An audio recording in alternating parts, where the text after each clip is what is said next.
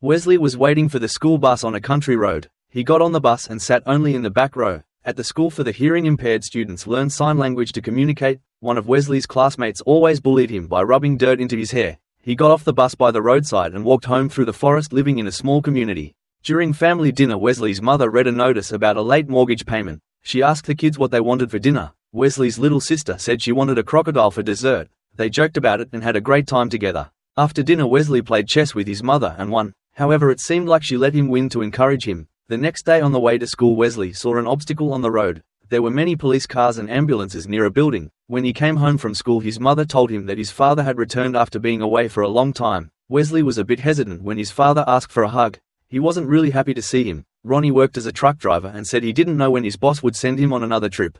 During dinner, Ronnie talked about a nearby shooting that left 4 people dead, making headlines in the news.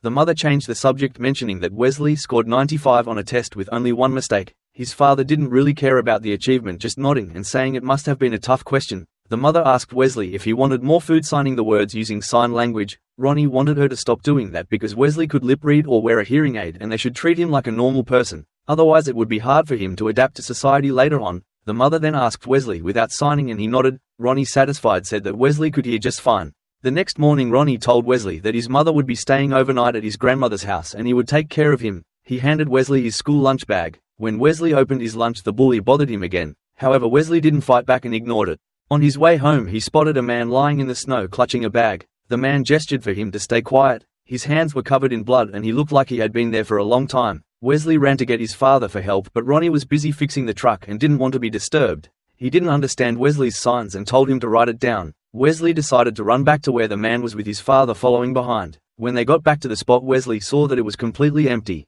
During dinner, Ronnie asked Wesley to pass him the salt, but Wesley didn't hear. Ronnie then tried to shout louder, startling his daughter. That night, Wesley left his bedroom and decided to look for the homeless man while his father was fast asleep. Wesley searched near the spot where he had first seen the man and eventually found him. He pulled him onto a sled, secured him with straps, and dragged him to an abandoned shed. He placed the man on a pile of straw and covered him with a warm blanket. When the man opened his eyes, Wesley gestured for him to be quiet. Completely exhausted, the homeless man dozed off. When he woke up the next morning and saw the boy still there, he realized while talking to Wesley that the boy couldn't hear anything. As he pulled up his sweater, Wesley noticed that he had a bullet wound. Wesley went home to get some medical supplies. He brought the supplies back to the man and let him stitch up the wound himself. The man ate the entire candy bar that Wesley had and asked if he had anything else to eat. A news report about the shooting that had occurred earlier was playing on the TV. While Wesley's parents watched the news, Wesley secretly placed his dinner into a toy box. Ronnie left the house saying he needed to meet a colleague. Wesley brought food to the man, who commented that Wesley's mother cooked very well.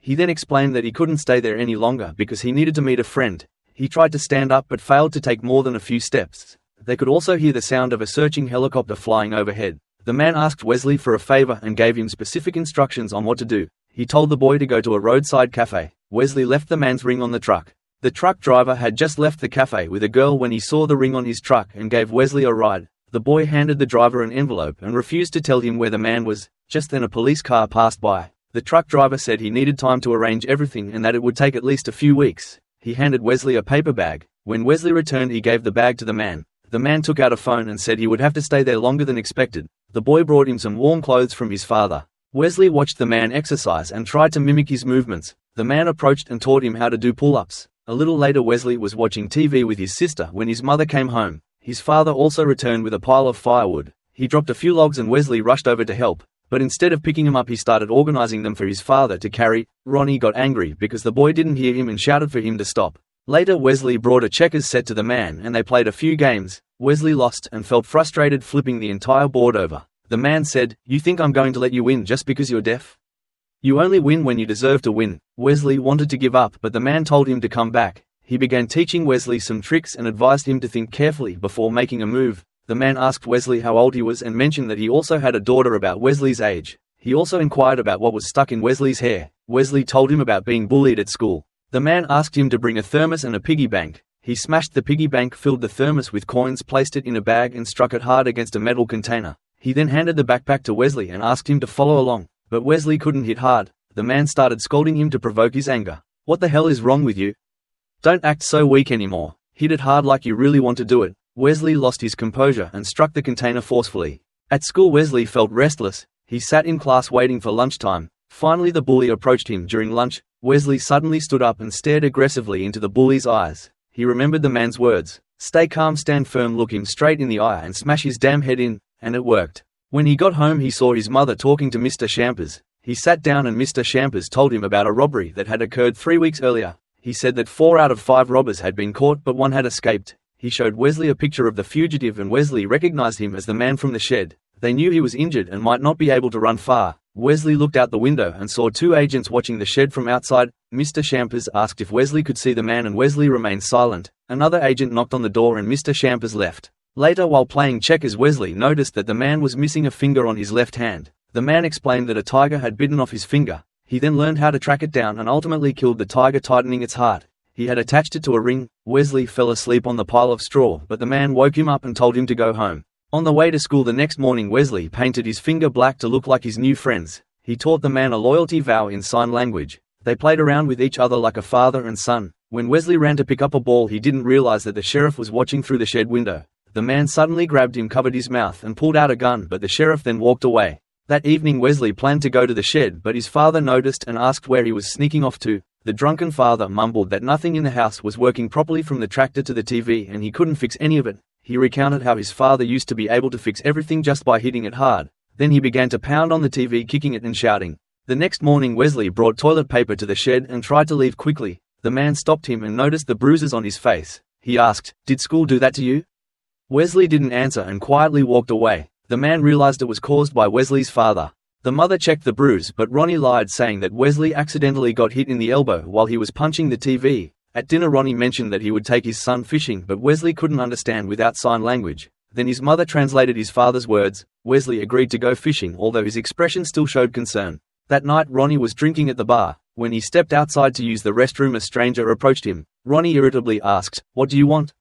Later Wesley and his mother received a call from the sheriff informing them that Ronnie had been beaten and was in the hospital. At dinner that night Wesley finally sat in his favorite spot, the one from which Ronnie had previously kicked him out. After dinner he went to the barn. The man shared that when he was Wesley's age his father bought horses and made him take care of them, but he wasn't allowed to name them. One day the barn caught fire and the insurance covered everything. His father thought that not naming the horses would make it easier to let them go. In a daze the man murmured that he would take Wesley with him and they could live together. His daughter would take care of the horses. The next morning at school the students learned a new phrase in sign language. "I will travel." Wesley closed his eyes and imagined himself taking care of horses on a farm with the man from the barn and his daughter. When he visited his father in the hospital he saw 2 investigators showing a picture of the man for identification. That afternoon the man revealed that a snowplow frequently passed by. Sometimes it would pull over and stop in front of the house. Wesley woke up at night and noticed the flashing lights of police cars and the spotlight of a helicopter. The next day the man said that the snowplow hadn't come by all day. He asked Wesley if he had told anyone about him and warned him.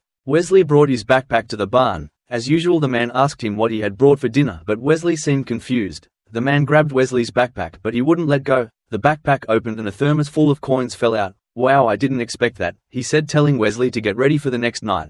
The following evening Wesley packed toys into a bag and before leaving he went over to his sister and signed that he was going to travel. He played chess with the man and this time Wesley finally won. The truck driver called and told him to come outside. The man handed Wesley the chessboard and told him not to lose it. He said goodbye but Wesley was stunned because he thought they would go together. In desperation Wesley spoke the first word of his life, "No."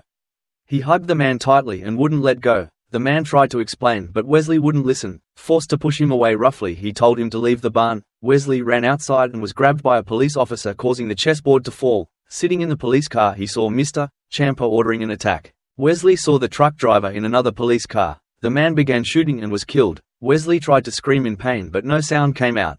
The next day he found a chessboard full of coins near the barn and on it was the man's ring. When he got home he saw his father. Wesley was no longer afraid of him. He approached the sad and angry man and hugged him. Wesley went into his room, sat on the bed and put the ring on his finger. The film ends here. If you like this video please subscribe to the channel so you won't miss the latest videos.